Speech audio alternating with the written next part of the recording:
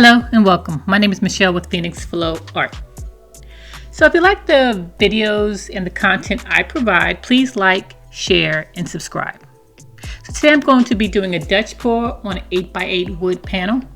And if your wood panel is untreated, then you should probably put a primer on. The gray background is a primer that I lay down 24 hours prior to doing this Dutch pour.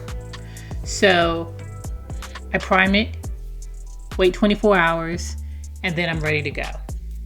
If you get a treated board, then you don't have to worry about priming it. So I've laid down a black background.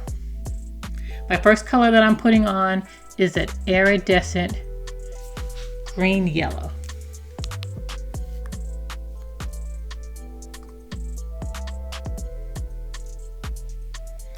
Followed by Jenkins green.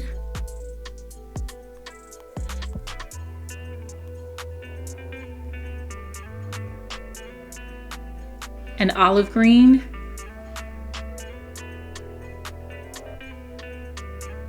A deep green permanent.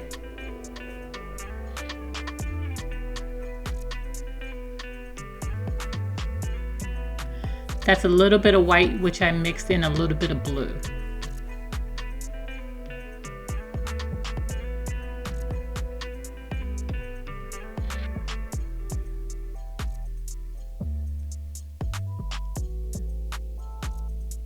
And then a gold.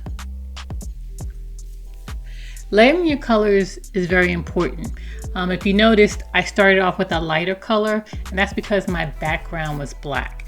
If I would have started out with a darker color green, it would have gotten lost in the black. So if I start off with a light color background, then I can start my first color to be darker. And that's just how I do it, my process. So I added black around to give the paint a way to flow. I blow over that, and then I blow out my design. So if you have any comments or questions, please leave them in the description below. I will put the colors down in the description below. So let's just get to the video. Phoenix Flow Art, creating is what we do.